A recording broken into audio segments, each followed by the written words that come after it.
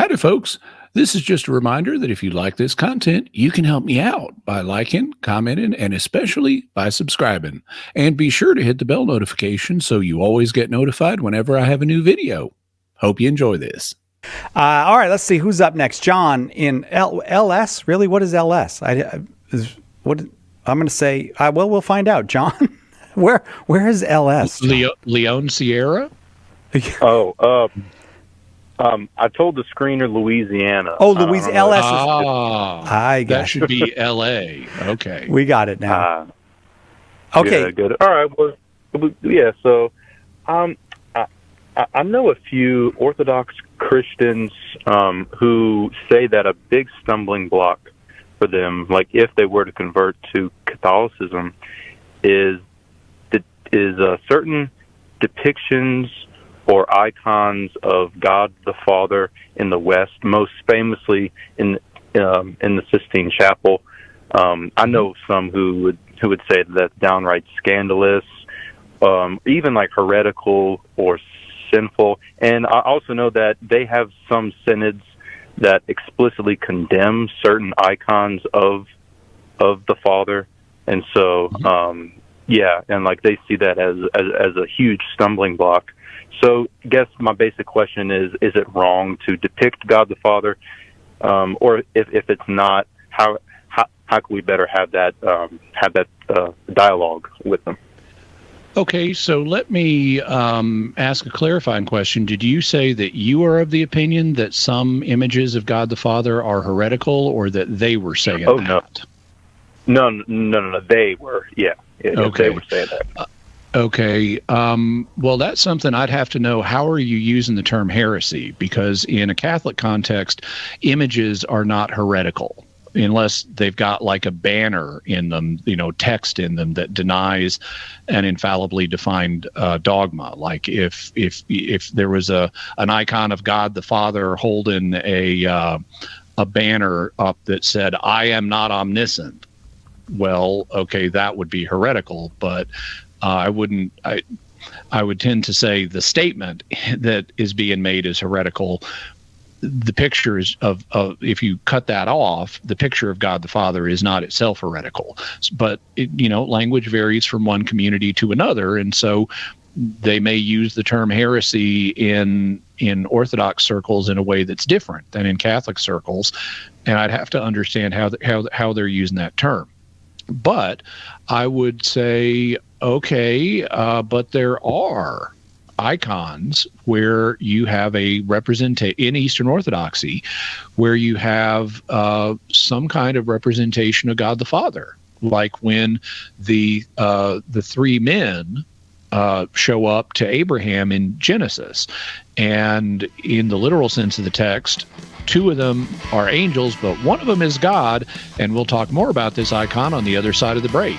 We left John in John in Louisiana, who was watching us on YouTube without a conclusion to your response, Jimmy. He was asking about depictions of God the Father in art. So there are Orthodox icons that depict God the Father. Like there's the famous icon of the Trinity by Andrei Rublev, that dates from the early 1400s, of the incident where the three men visit the patriarch Abraham, and in the literal sense of the text, two of the figures are angels, and one of them is God, but this is commonly understood as a prefigurement of the Trinity, and that's the way it's presented in this icon. The icon is even named the Trinity. So clearly one of the three figures in that icon is God the Father. And that's part of Russian Orthodox tradition specifically. There are others. There are, for example, icons of God the Father as the Ancient of Days from Daniel 7. And I know there are some in the Orthodox tradition, and there is a tradition within Orthodoxy of not depicting God the Father, but there's also a tradition of depicting him. And so if you want to criticize a particular icon as problematic. Well, I understand that. I mean, I can imagine, bad icons, ones like I mentioned earlier, an imaginary icon of God holding up a banner that says, I am not omniscient. Well, that would be a bad icon. No matter how well artistically executed it is, that would be a bad icon to my mind. So if you want to criticize individual icons of God the Father, I don't have a problem. But if you're criticizing icons of God the Father in general, well, they got them in Orthodoxy too. And so, I wouldn't view this as a fundamental dividing point between Orthodoxy and Catholicism, because both of them have icons of God the Father. What about the more fundamental issue, though? Should we have icons of God the Father, or is it permissible to make icons of God the Father? Well, I would have to say, yeah. What we find in the Old Testament is a prohibition on making images of God or the gods to be worshipped as deities. In other words, there's a prohibition on idolatry. So, yeah, we shouldn't be making that. We shouldn't be making idols, things that we think are God and worship them as God. But we're misreading the purpose of the law if we say there should be no imagery of God, because the Bible actually gives us imagery of God. For example, Isaiah's vision of God and Ezekiel's vision of God and Daniel's vision of God, they are encouraging us to imagine God, to have a mental image of God.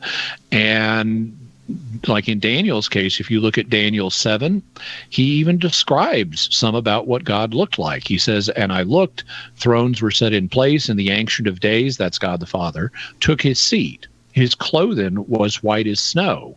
The hair of his head was white like wool. His throne was flaming with fire, and its wheels were all ablaze, and a river of fire was flowing, coming out from before him, and so forth. Well, okay, we've got a description not just of the scene surrounding God here, but of God himself. We're told his hair was white like wool. So Daniel is encouraging us to form a mental image of God. Now, we're not supposed to worship that mental image, but he's encouraging us to imagine God in the form of a human figure, even though in his essence, God, of course, is invisible and has no form.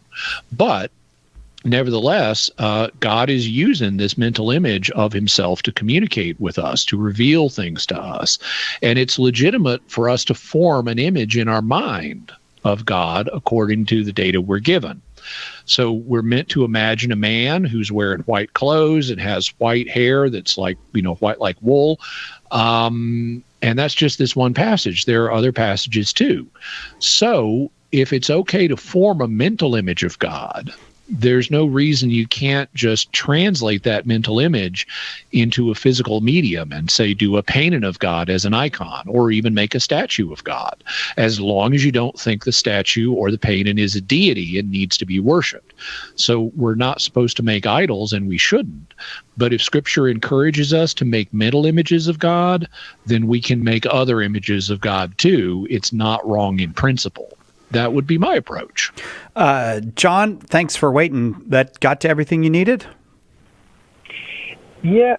I don't know if I can ask one follow-up question. Okay. Yeah. So in regards to the Ancient of Days and those mental images, I do know that they would try to point out that is the pre-incarnate word, and that they would say that Scripture is very clear that no one has seen the Father except the Son. So some of them might just say, "Oh, well, that's just Jesus before the incarnation," and then just like kind of skip that. Okay. How would you say that?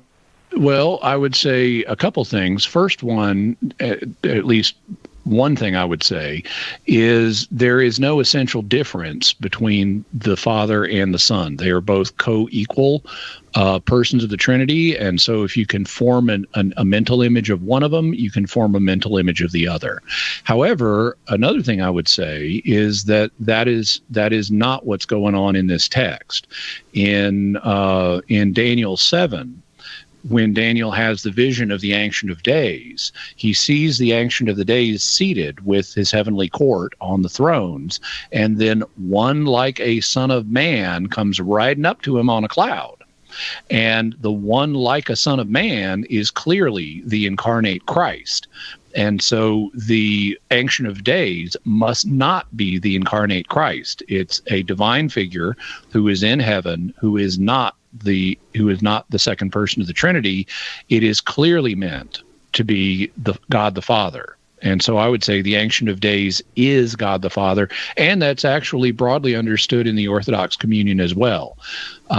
So I wouldn't find that a persuasive argument, either exegetically or theologically, since what you can do for one member of the Trinity, you can do for the other members of the Trinity. All right, we got to leave it there because now is the time for the break. And before we go, just one more reminder that if you like what you've watched, you can help me out by liking, commenting, and especially by subscribing. I'm trying to grow my channel, and I'd really appreciate your help. Thank you, and God bless you.